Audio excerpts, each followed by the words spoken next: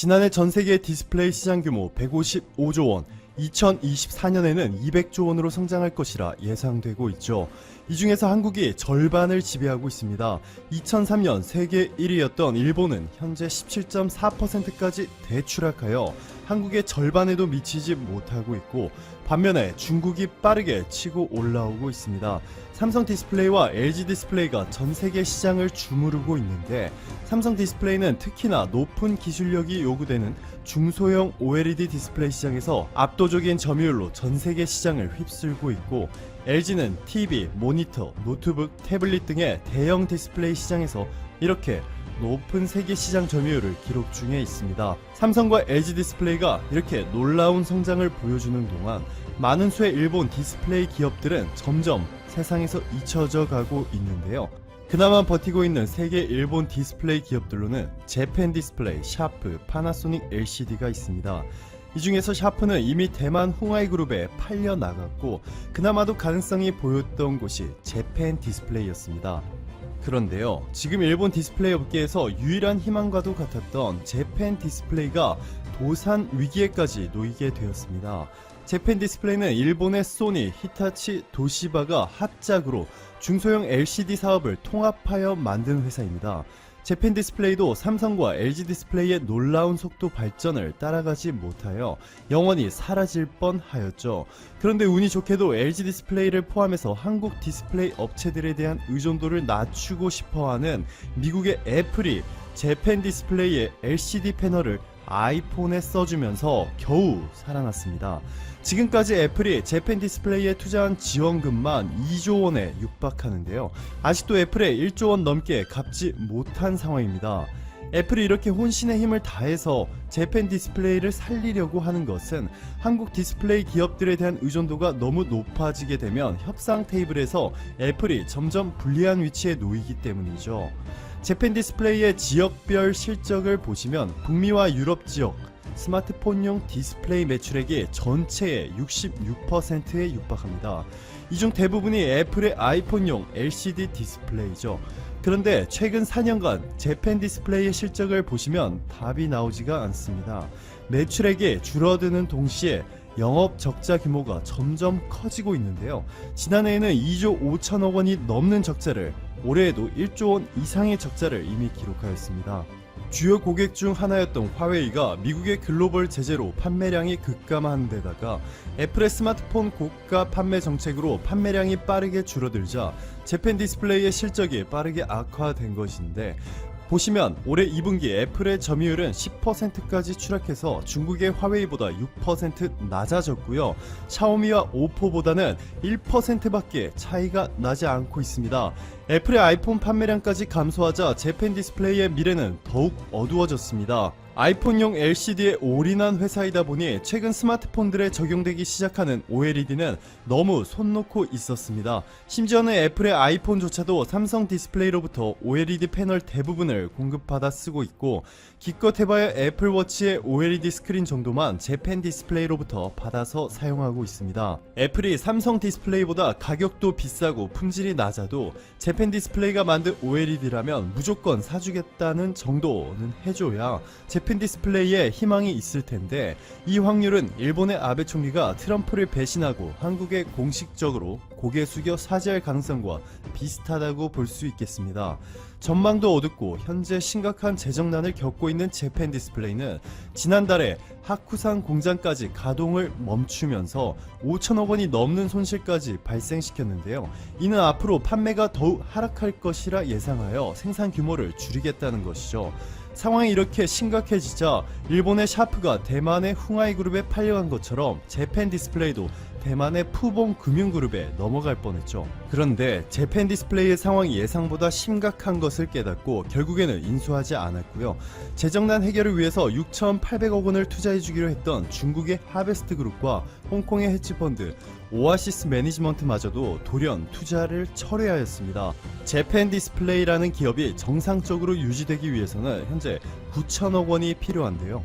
이 중 대부분을 해결해 주겠다던 중국과 홍콩 펀드에게 제대로 뒤통수를 맞게 된 것이죠.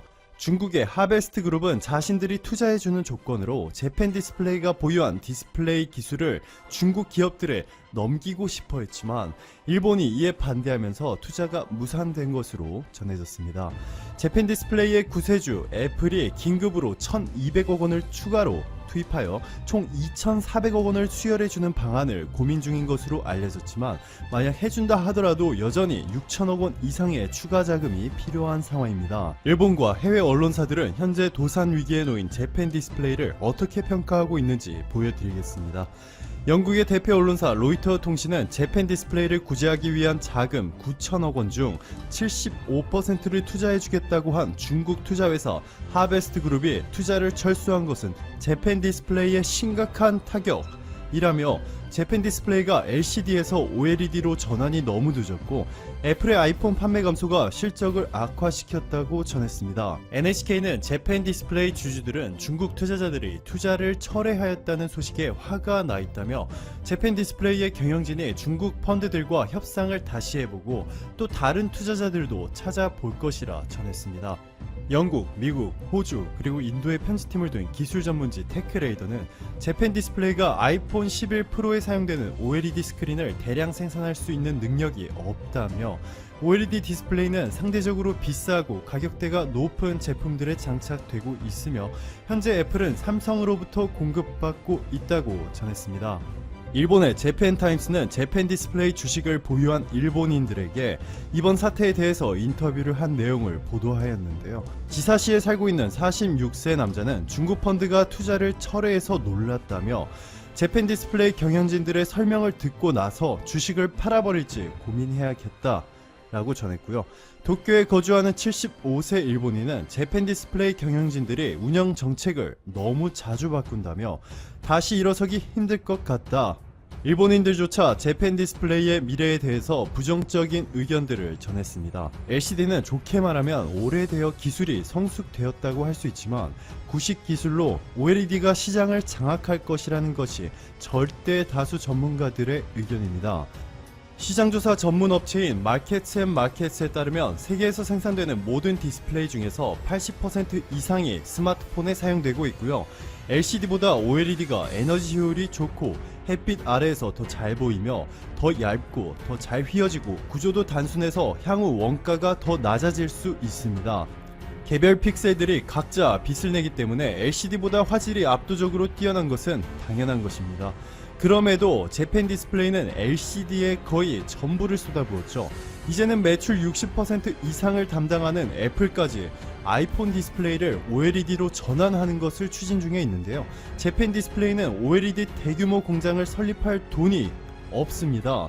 애플에게 2조 원을 빌려서 아직도 1조 원 이상의 빚이 남아있는데 여기에 최근 2년 만에 3조 5천억 원이 넘는 적자를 기록하였습니다. 투자는 고사하고 살기 위해서 9천억 원이 필요한데 중국 펀드가 이마저도 투자 철회 결정을 내려버리면서 재팬 디스플레이가 더 이상 버틸 수 있을지 여부도 사실 의문입니다. 어제도 재팬 디스플레이 주식 가격이 하루 만에 10% 넘게 폭락하였는데요. 최근 5년 6개월 동안 무려 92.5%가 폭락하였습니다.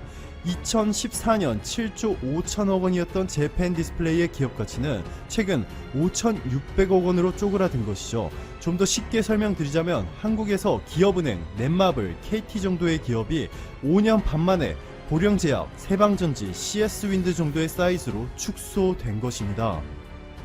재팬 디스플레이의 츠키자키 요시유키 CEO는 9월 30일자로 책임을 지고 회사를 떠나기로 하였고 일본 내에서만 1200명 정도의 재팬 디스플레이 직원들이 해고됩니다. 뿐만 아니라 임원과 관리직들의 급여와 상여금이 감액되죠. 대표는 60%, 일반 사원의 상여금은 15% 차감되는 등 얼마나 어려운 상황인지 감이 오셨을 것이라 생각이 됩니다. 이 회사를 살리려면 애플이 2,400억 원 정도가 아니라 최소 7천억 원 정도를 투자해주거나 일본 정부가 밑빠진 독에 물 붓기식으로 계속 자금을 수혈해 줘야 할 것 같습니다. 오늘의 내용 한 문장으로 정리해드릴게요. 삼성과 LG의 기술력에 밀려 완전히 낙오된 재팬 디스플레이가 애플을 만나 수명을 연장하였지만 중국의 말바꾸기 기술에 큰 쇼크를 받았고 중국의 물량 공세와 한국과의 압도적인 기술 격차로 재팬 디스플레이의 미래는 매우 어둡다. 대한민국은 이번 사례를 통해서 중국의 말바꾸기 신공에 항상 주의하여야 한다는 점을 다시 한번 되새겨야겠습니다.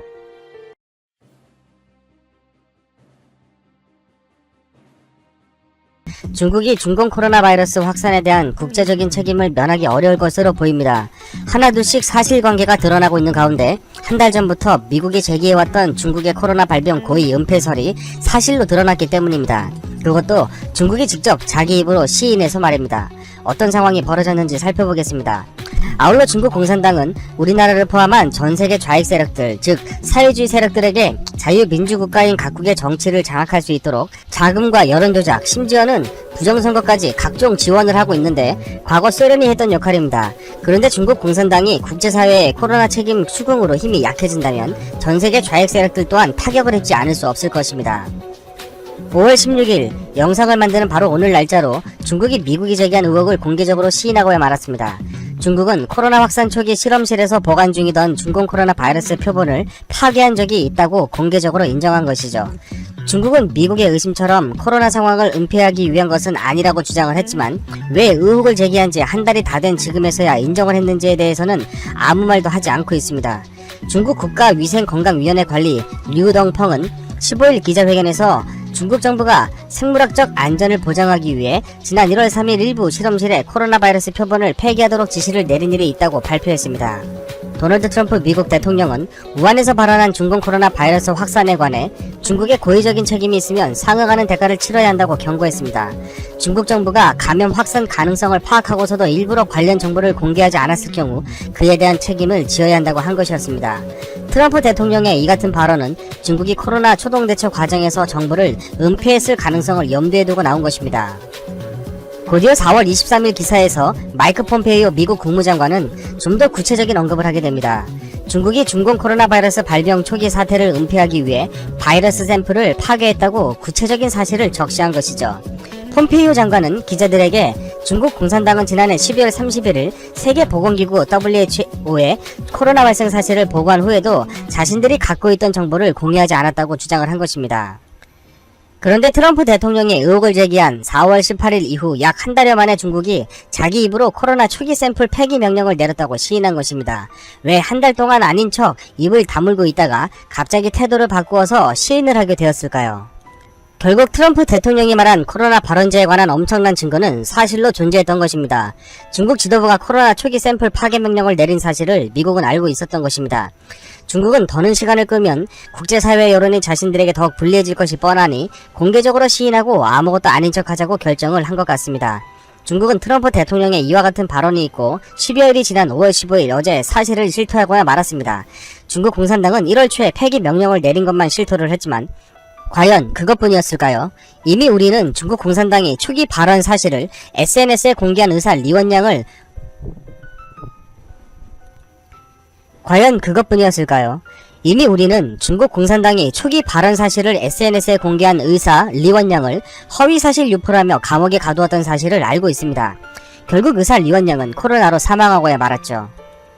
앞서 도널드 트럼프 미국 대통령은 백악관 브리핑에서 기자가 지금 이 시점에서 바이러스가 우한의 연구소에서 유래했다는 신빙성 높은 증거를 본 적이 있느냐는 질문에 2차례나 나는 봤다고 반복해 말한 바 있습니다. 그리고 중국의 홍보대사나 다름없는 세계보건기구는 부끄러운 줄 알아야 한다고 덧붙였습니다.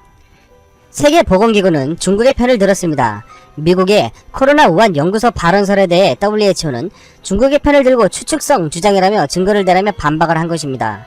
5월 4일 당시 마이클 라이언 WHO 긴급준비 대응 사무차장은 스위스 제네바 WHO 본부에서 열린 화상 언론 브리핑에서 만약에 바이러스 기원에 대한 데이터와 증거가 있다면 공유 여부와 시기는 미국 정부의 결정에 달려있다고 언급했는데 미국이 공개한 게 아니라 오히려 중국이 먼저 실토를 한 꼴이 되고야 말았습니다.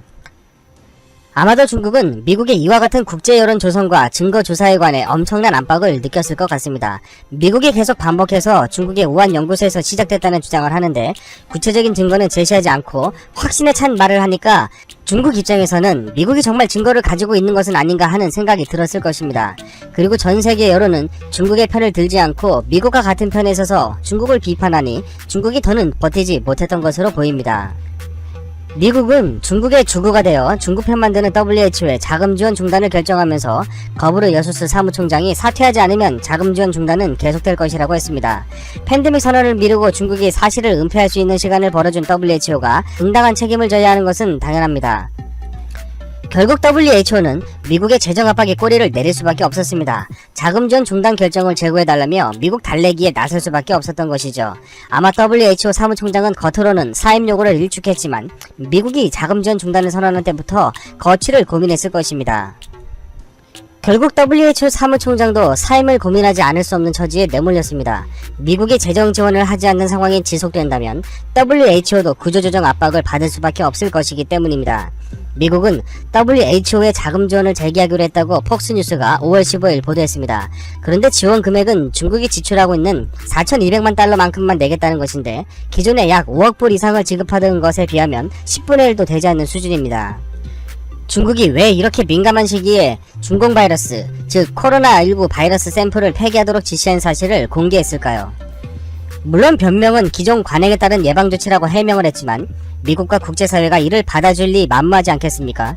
중국은 지금 전 세계로부터 소송을 당하고 있습니다. 국제소송도 있고 각국의 국내 소송들도 있습니다. 중국이 과거 매년 수천억 달러의 외화를 벌어들이면서 쌓아놓은 막대한 외화의 상당 부분은 중국 공산당 간부들과 공공기업들을 통해 해외 자산을 사들이는 데 사용이 되었을 것입니다.